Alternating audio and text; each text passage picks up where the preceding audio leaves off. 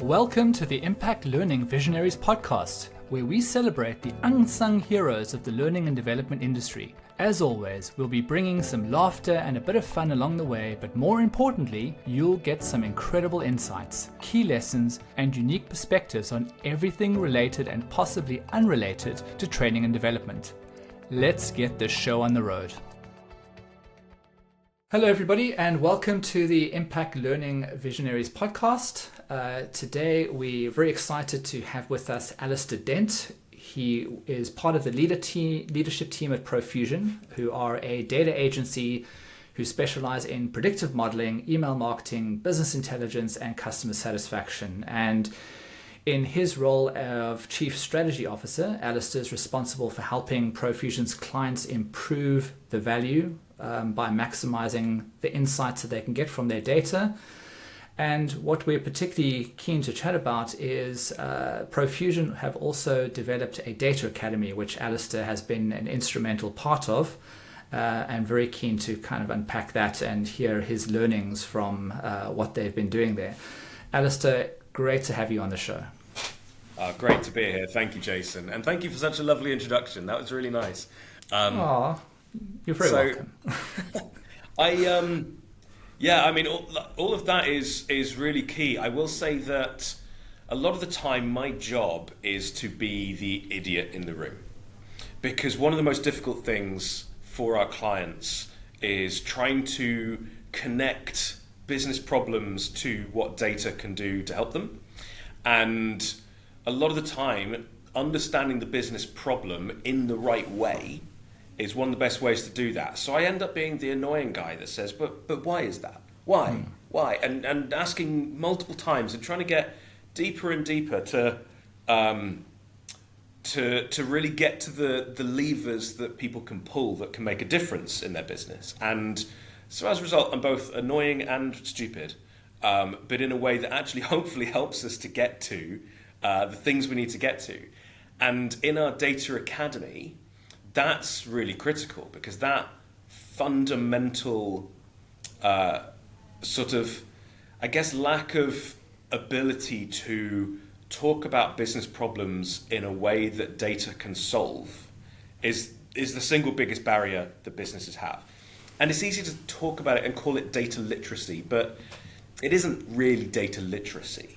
Data literacy, in the way most people talk about it, is, okay, do I know the difference between a mean and a median, and can I calculate a standard deviation, or do I know the difference in a data warehouse and a data lake? And that your data team need to know that, sure, but most people don't.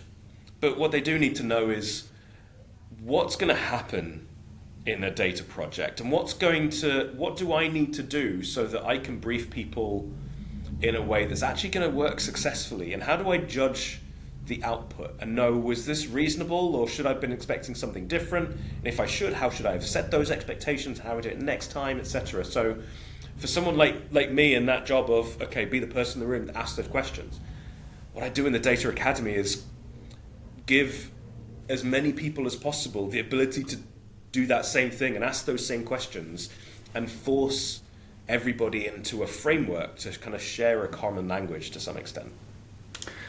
So, well, there's a lot to chat about in what you've described there. So firstly, I think you've by starting, you've kind of touched on something I've always felt is often the forgotten about thing in the room is and sometimes the most powerful thing is that beginner mindset. So you kind of say you ask the dumb questions, but I wouldn't call them dumb questions. I would call them the questions that everybody else is too afraid to ask. And having that beginner mindset, I think, is very powerful, because if we think about the amount of times that we spend a huge amount of effort and energy trying to solve the wrong problem, instead of spending the time to try and figure out what the right problem was to solve. And it reminds me of one of my all-time favorite quotes from Einstein, who said, if I had 20 days to solve a problem, I'd spend the first 19 thinking about it. Is often we don't really kind of challenge ourselves to think, are we even solving the right problem here? And we just launch in and try and fix the thing that's in front of us. But That's really interesting. yeah. We had an instance where we had two people in the room. We had an operations manager and a data analyst from the same company. And the operations manager was saying, okay, well, we always overbook the the amount of work that we can do, knowing that some of it is going to get cancelled. But it means about half the time I need to make an active decision about which of our activities to cancel. And the analyst looked at him and said, "Oh, is that what you wanted? Because what you asked me for was a dashboard that showed sales per region and the number of activations that are happening and listed out all of these metrics." And that operations manager had thought about his problem and had come to a conclusion about, okay, well, here is how I specify what it is that I need in order to make my decisions, and given the analyst that brief. And because the analyst hadn't understood the purpose of it, they could make exactly what was asked for, but couldn't actually make any judgment decisions. There are a million judgment decisions that any white collar worker has to make in their job. You can't brief task and treat people like a robot. And so he wasn't able to make those judgment decisions. And so he produced what was asked for. What was asked for wasn't quite right. And they had to go through that entire process again with the analyst actually understanding the brief, because that ability to what you just said, ask the right question in the first place. And really, the data analyst is able to interpret that question if they get it in the right format. If what instead they get is a robotic brief, then they can't use their judgment at any point. I believe that you've just summarized the entire IT industry in a few paragraphs. Oh, no, he didn't. Yeah, I mean, it is such a common issue, right? And I think it permeates so many different things. Of course, what I'm also curious, I mean, so there's two big conversations, I think, here. I mean, one is I mean, I'd love to find out, like, where the Data Academy came from, like what some of the big challenges are that you've kind of like hit as you've kind of created this Data Academy, and where some of your big insights and learning lessons, especially as someone as you said to me before we started, who's actually delivered a lot of content. I'm really fascinated to kind of get a sense of the Data Academy, like the key learnings, because I think a lot of people look at learning from an organizational perspective of, I've got people inside the organization to train, and a lot of conversations we've had here are all about the new emerging role of learning and development, and kind of doing almost what you guys have done is how do we kind of create this as a business entity in its own right that has marketing challenges, that has people challenges, that has messaging, or like and like frameworks and impacts and like skilling people up. So and then on the other hand, I think that there's a big element around metrics and kind of how we bring those two worlds together. But let's start with kind of the Data Academy, and I'd love to hear the story of it. So where it came from and then where we ended up deciding to go with it were two different things, and there was a learning process for us along the way.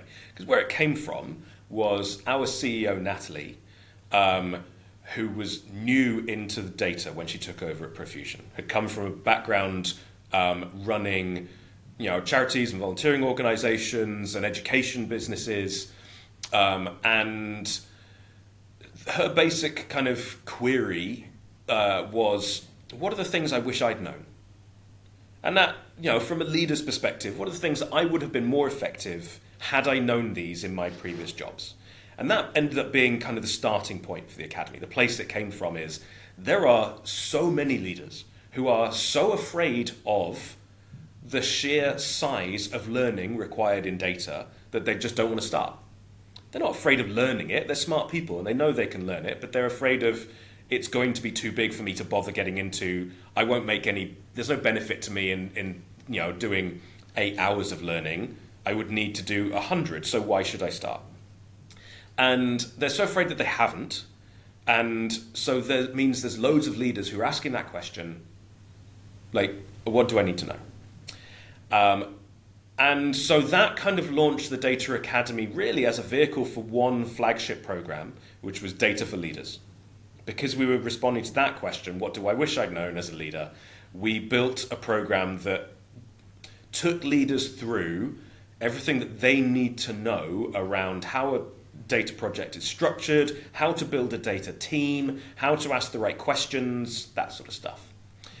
And the more people we spoke to, the more people we trained, the more we went through this process, the more we realized this isn't just a leadership question. This is an organizational question. And again, we're very hesitant around the term data literacy because A, it's quite rude to just call people illiterate and or imply that they are. And B, really data literacy and those kinds of things I was mentioning earlier around, the mechanics of data is just kind of the data team that really needs to know that. So instead, it wasn't about data literacy. It was more about finding a common language. So when we built the programs, we worked very closely with researchers from INSEAD Business School. So INSEAD had done a fairly sizable research project about why so many data and analytics projects don't deliver the value that they promised in the first place. So they build the business case and they work out the costs and benefits, and then either it costs far more or it delivers far less. And they did a lot of research about why that is the case. And that lack of a common language is the root cause of why the expectations aren't set very well. So what we ended up doing instead was saying, actually, that core program is actually 3 programs for 3 different audiences. There's a data for leaders part of it to understand how do I run a business that has a data culture? How do I know what I'm getting into when I'm doing analytics projects? But also, there's a kind of like a data fundamentals for business teams. Just that I'm the person who, in my day job, has to engage with an analytics function or do some reporting myself. And what is it that I need to know so that I can share a common language with the data specialists? And then the third part is almost a stakeholder management for data specialists. That reminder that you are dealing with people who are not experts in your subject, but are very, very smart. They're very good at what they do, but it's not what you do. And how do you make sure that when you're working on these programs and doing this analysis, people believe it, people trust it? We had a guy in from a very large omni-channel retailer, hundreds and hundreds of stores in the UK alone. And they had run an incentives program, like a promotion the year before. And they were delighted with how it went. It drove so many extra purchases. Months later, he ran the numbers on it, and it turned out that was not incremental at all. Not only did the loss of margin from running the promo outweigh the incremental sales, but actually most of those incremental sales were just pulled forwards from later weeks. So there weren't very many incremental sales at all, and it was a net loss to the company. And he reported back, and they didn't really believe him. And they said they want to run it again. They were like, okay, well, that was interesting analysis, but this time will be different, it'll be fine. And they ran it again, and it didn't work again. And he was sitting there asking me, how do I persuade them to actually pay attention? I know what I'm doing, I've run the numbers, how do we get it to do? So that third pillar is kind of that. It's helping the data experts to speak the language of the business teams, to understand the commercial imperatives, to understand the levers that the company can pull, and more importantly, levers they can't, that might seem amazing from a data perspective, but actually, the business circumstance means we can't do that. Oh, we need to increase our price by this amount, it would make all this difference. And the business person says, sure, but my competitive pricing means I can't make it happen. So those 3 work together to try and bring everybody into that same common language to be able to successfully work out what it is you want to do, to be able to explain it to each other, and to be able to keep track of those projects so that they actually deliver the value. So it was very much that 2-stage process, that first question that prompted the data for leaders, and then that understanding of that INSEAD research. And we actually hired one of those researchers who is now a full-time data strategist within ProFusion to help us to understand how do we put that together and really kind of make that learning both the right learning and then make it stick. And I think for many organizations probably could learn a lesson, and I'm guessing there's another whole perspective to the academy as well, which is in many ways what you've kind of alluded to is having to educate your customer, right? To kind of the more your customer knows and understands how to use the right language, the right terminology, be more efficient and effective, the knock-on effect of that is obviously that it has a very positive impact on your ability to kind of service customers, right? So I think a lot of the learning and development that's going on in organizations at the moment is probably very internally focused, and I think that there's a very interesting lesson here for a lot of organizations to start thinking about, well, how do you start externally focusing your learning and development? What are some of the kind of upsides and benefits to that? So, I mean, have you seen kind of a noticeable correlation between, and obviously understand, I mean, this was obviously started by the CEO who had a deep intrinsic desire to kind of help and educate people, but have you guys seen a big kind of correlation between running this academy and growth of your business? Yeah, we have. So I think there's two parts to it. One is for our customers, when we started it, we were expecting to be dealing with CEOs and operational teams, helping to run their business better. But the single largest, like not a majority, but the single largest set of our customer base are sales and marketing departments who are using data all the time and are doing it to what you said, like how they work with customers. So even for our customers, it's that outward face is becoming more and more of a thing. For us, in terms of how that has sort of supported growth of our business, it's been really clear.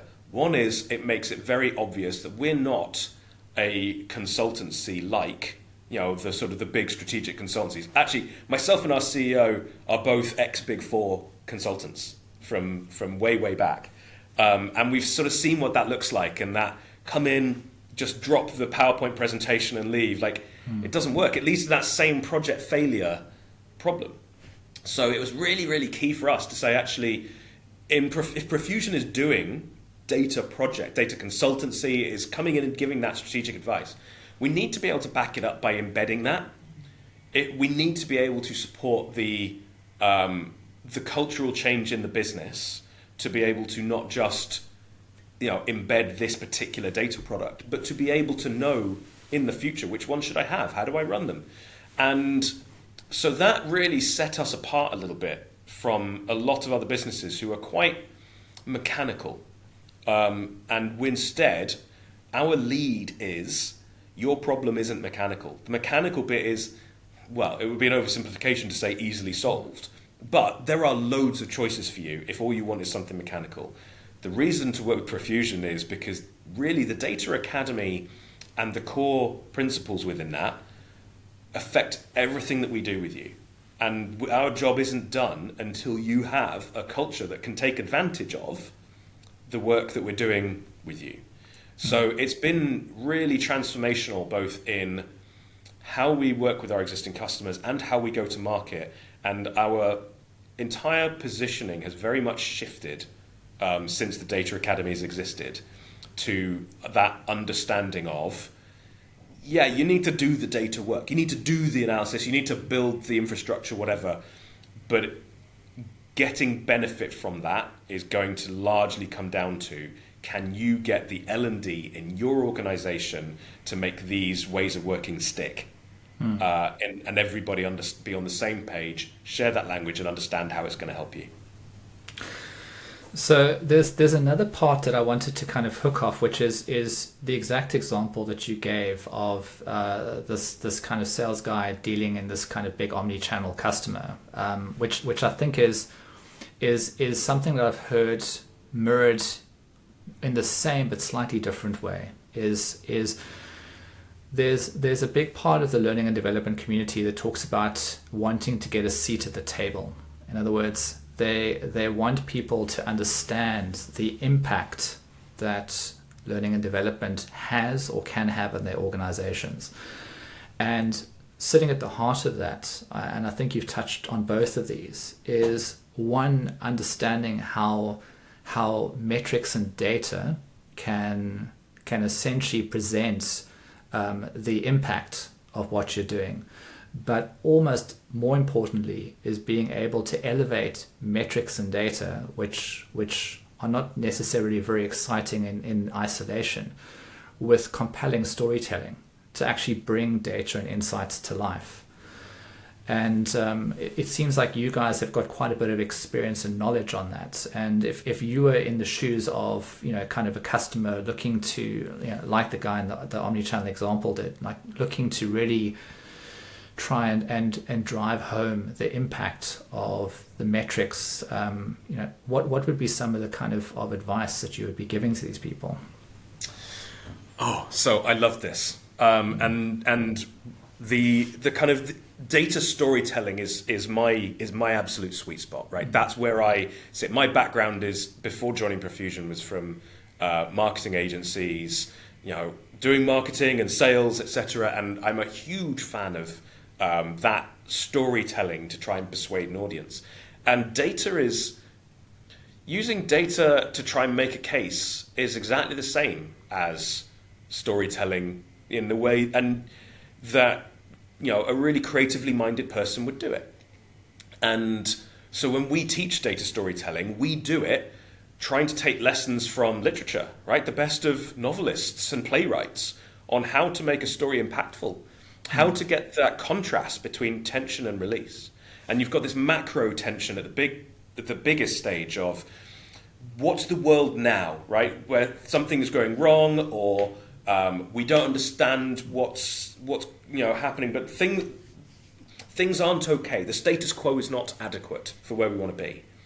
And then there's, at the end of your presentation, the future world, where things are going to be amazing. Like, if you trust the data and take the actions that I'm recommending, we are going to make more money, pass our competitors, whatever those business goals are.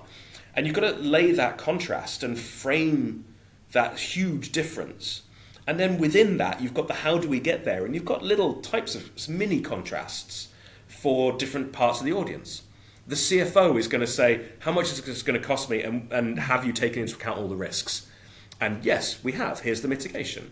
And your line manager is going to be saying, well, I want my team to look really good, so we're coming out of this looking really smart. And the CEO is saying, does this get me strategically where I care about going? And thinking about the different categories of people in your audience, their individual motivations. So we work on perspective shifting exercises. So how do you put yourself into somebody else's shoes to try and understand what they care about? Because it's not as simple as it's going to sound from the job title.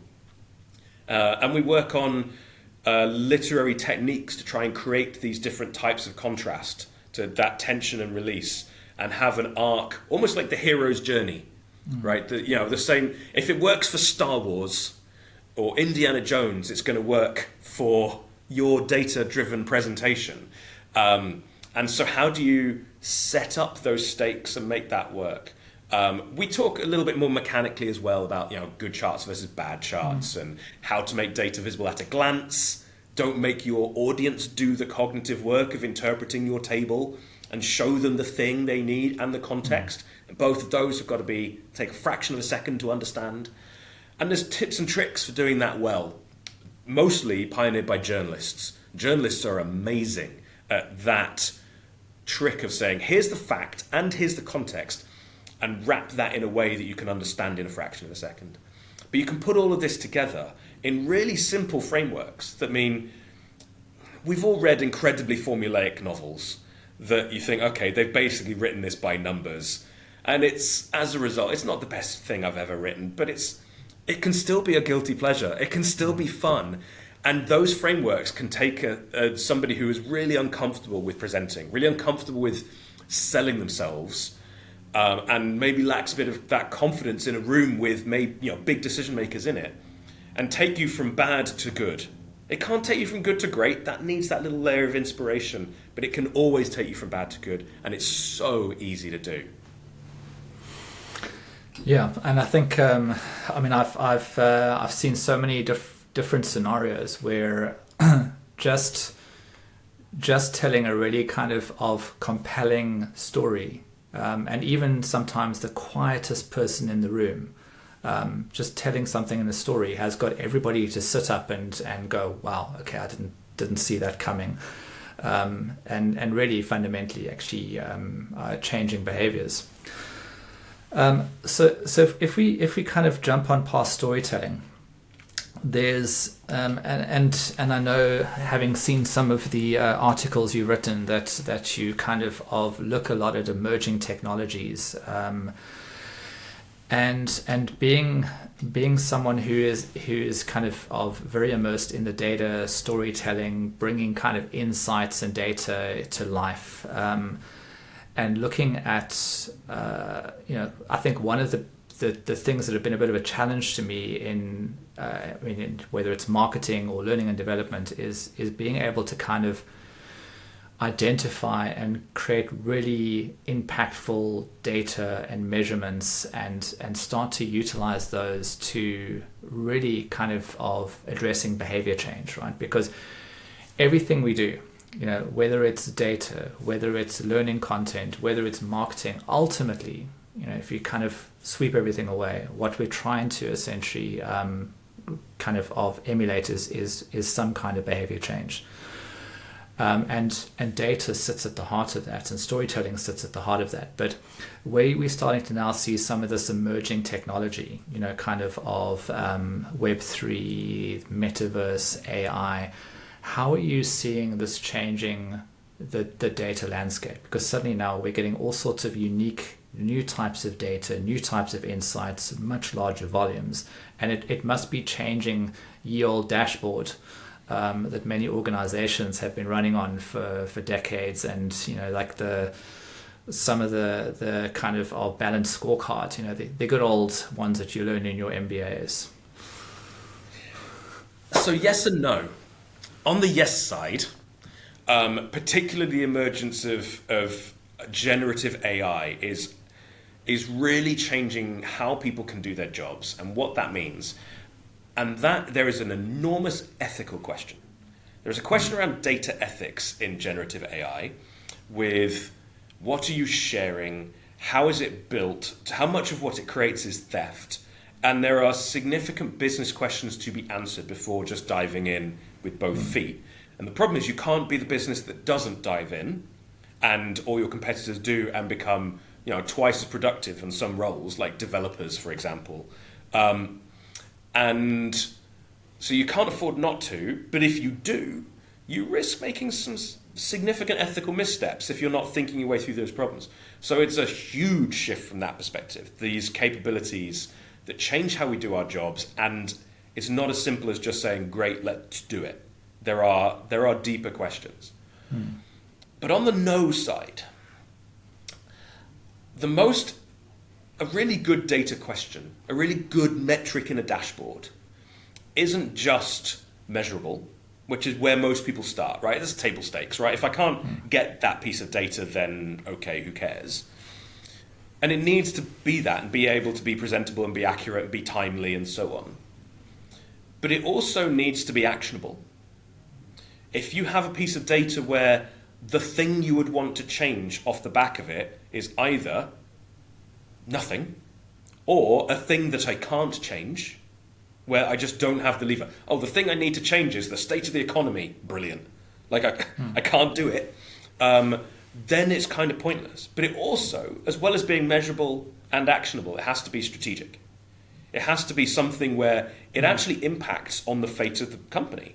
And there's various different measures. Then what is strategic will be different for every business. It normally stems from either making more revenue or saving more cost. But how that happens depends entirely on your business model and your circumstances and what you're trying to achieve. Yeah. So is it changing dashboards? Is it changing that landscape? From that perspective, no. Because those things don't change. That's core. Is it measurable, actionable, strategic? Yeah. those are all the same. And what metrics you care about that meet those criteria haven't changed. But from the other side of things, like how are we looking at how we use these things day to day? Because technology isn't a data answer. No matter how much a technology business will say, we will get you better results because we use the latest machine learning thing. Technology is not the data answer because they haven't asked all of your questions about what am I trying to do, what is going to be material for me. So technology enables things we couldn't do before, and that is awesome. But the data questions don't necessarily change, and the biggest change in the data questions... Let me ask you a question, maybe just delving into that with maybe some more specifics. So, and let's talk a moment about the future of work, right? There's this kind of big trend talking about the future of work, how technology, the pace of technology is rapidly kind of accelerating, and we're seeing these technologies, and like you've described, kind of large language models that are kind of going to start to bring more automation in and kind of elevate human beings to kind of focus on higher order types of problems, like things that require problem solving and critical thinking. And as part of this, we should start seeing a shift away from more traditional kind of learning courses, things that maybe start shifting away from that more into these kind of, and for want of a better term, these soft skills. Now, historically, if I was in an organization and I was training leaders, and I can speak with absolute kind of experience because I've been on both sides of the table, it's really very difficult to measure and provide data on whether leadership training is really effective. It's a lot of anecdotal information, some guy coming out and saying, that was a really great course, but you can't actually specifically say, well, these are the things I can measure on it, and that's why I think that you've shown a visible sign of improvements. And the line manager or the kind of person's kind of reporting line might say, look, I've noticed, kind of he's a little bit more confident in meetings. But, with kind of analytics now, things like sentiment analysis, things like eye tracking in kind of VR headsets, you're now starting to get a series of data and metrics that are coming into this conversation, which are starting to kind of directly speak to the ability to measure confidence, measure how you respond under pressure, be able to see if you're making good eye contact, be able to understand if you're projecting your voice, if you want to kind of learn how to be tell a great story to a room full of people. Are you kind of seeing those metrics starting to appear? I mean, have you guys given some thought to what this might change in terms of the landscape of data? That's a good question, and definitely one that I do not know as much about, given that our training involvement is delivering training in, frankly, a relatively traditional sense on a relatively new topic. Because the metric that the companies we're talking to, from that leadership, training perspective, it tends to be less of a how has this leader gone away and implemented these things, and more of a what's the risk of our business if our leader doesn't understand this, and this is all happening around us, because these are strategic questions. If the data infrastructure, and there's a huge move from on-premise to the cloud, and you've got your DevOps team saying, we need to get onto the cloud architecture right now, we need to be on AWS or Azure, and then you've got people in the business saying, I should be using ChatGPT in my day job, and you've got competitors putting out PR pieces, we've just gone all in on this new Oracle software that lets us do this amazing AI stuff. You don't want to be lost in that landscape, but it's not necessarily what the action is that you take from it depends entirely on your business. It's very hard to understand quite what is that metric for the type of training that we're doing. It's very much by having an awareness you can make a different decision, but the end result of that decision is hard to predict in advance. So I think I would say I'm a little bit out of the loop on the like using some of those like amazing sounding kind of metrics to just measure the success of learning. What I would think as a again, position myself right at the start of this as a trainer, not a learning expert, is like from my perspective, I would be fascinated to have that at my fingertips, but I couldn't tell you in advance what I'd do with it. And that always makes me worry, in the same as any analytics project, until I don't want to collect any data until I know my use case. Because when I know my use case, I know why I'm collecting it, in what format, for what I'm trying to do through that. So yeah, I've got, I would say, mixed feelings. Not in a sense that I'm against it, but in a sense that I don't yet know exactly what I would change as a result of having it. Yeah, and I think that's always the kind of challenge with emerging technologies and rapidly kind of shifting ways of working. Is it it takes a while for some of these things to become clear and obvious, and yeah, I mean, I can imagine that this is often this space that, you know, kind of whoever in the organization is driving learning, whether it's internally focused or externally focused, is probably asking themselves as well, is, yeah, why change the kind of the thing that I've had now? Like, why bring in all these new technologies? How can I realistically use this data? Why is it going to make things better? Versus just bringing in more complexity and more things to worry about, and of course that sits at the heart of all new emerging technologies. You know, until they, I guess, really find a niche, they are very difficult for people to kind of justify inside their organizations. Yeah. But yeah, I mean, I think I'm really always very curious about data because, you know, my past life I was also into big data analytics and have always understood the significant role data and information actually plays, and how it's probably one of the most underrated thing, and even is why I ended up going into human genetics, because we walk around every day with the most incredible data set in the world, which is our human genome. So yeah, big data nerd. So just kind of bringing this to a little bit of a close. There's always two questions I like to ask. The first one is really just, you know, how we can bring value to the people watching. You know, and it's almost crystallizing everything we've kind of done here, and you know, your expertise very much on data. You've got the kind of the data academy, and my question to you would be, if you were in a organization, for instance, where you were still finding yourself maybe a little bit trapped in that old way of thinking of learning and development. It's kind of like a silo in the business that line managers come to, and they just say, oh, I want the following training for the following people, and it must basically fit within this budget.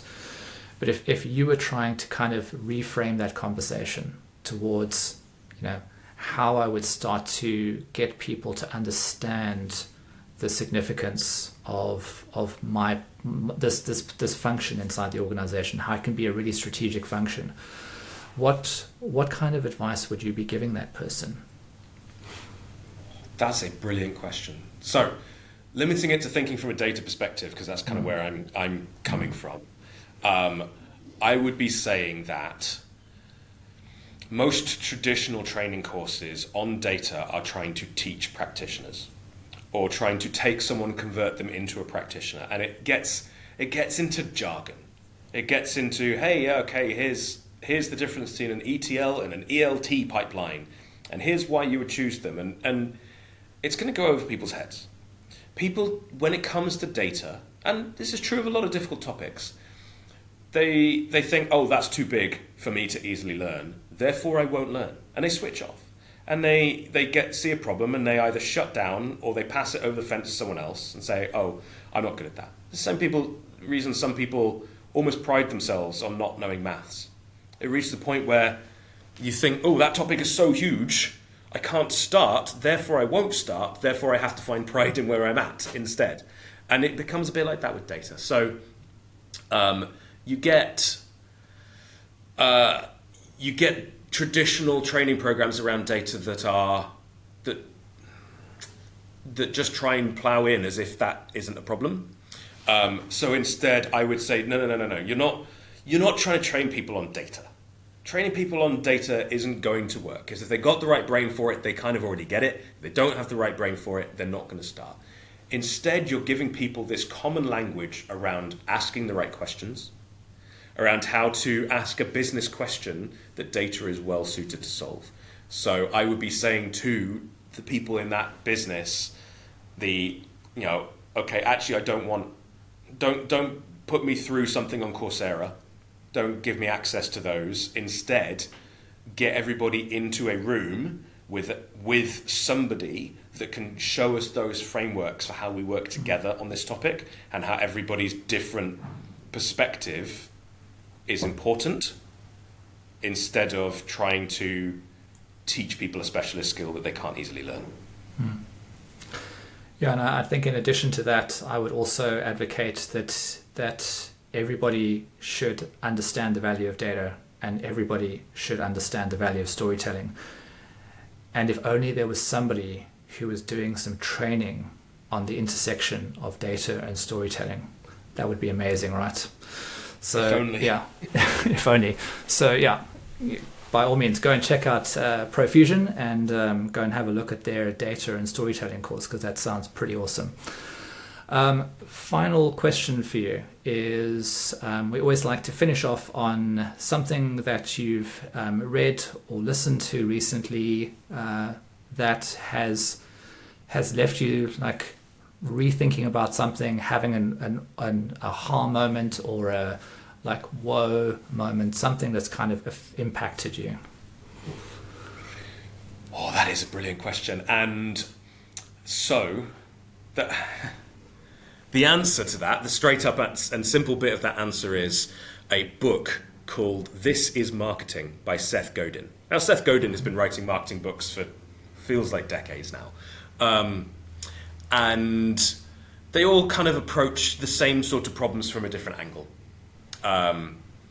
And I have a problem with almost every business book I've ever read, which is the first third of it is worthwhile, and after that it's restating the same things in different ways with different scenarios, use cases, examples, etc. And it's true of this one as well. Like, you could read the first third of it and know everything that matters in that book. But if you're open to that, it is an entirely different way than how most marketers are trained to look at marketing, and the value of understanding the levers you can pull, the levers you can't, and how to not change people's minds, but to find the people whose perspective is already aligned with your own and deliver the right message to them. And it is, as a result, absolutely fascinating, and a real condensation into one small place of material that otherwise takes 10 years to learn by doing. Brilliant. And yeah, I mean, I think, specifically to our audience who might be thinking, well, knowing more about marketing is not for me, I would say that much like Daniel Pink kind of wrote a book many years ago called To Sell is Human, to market is something we need to do in every action every day. And the belief that you aren't a marketer is, I think, a fundamental flaw that most people have. So sounds like an incredible book. I haven't actually read it yet, which is very surprising because I'm a big Seth Godin fan. So I'll definitely jump right onto that. Sounds fascinating. So Alistair, I just wanted to say it's been absolute joy and a privilege to have you. I've learned quite a lot from your wisdom. Looking forward to kind of just going back a little bit and just refreshing some of my old data skills again, because sometimes you forget about these things when you've got 50 other things on your mind. So it's been really, really wonderful having you, and thank you so much for joining us on the podcast. Thanks, Jason. It has been so fun to chat. Hey, thanks so much for joining us for this episode of Impact Learning Visionaries. If you found it interesting or helpful, please subscribe by clicking on the button down below so you don't miss our next one. Also, be sure to check out our Reality Bites blog for more information on how technology is aiding in learning development. Links are all in the description below. Go check it out. Thanks a lot. Bye.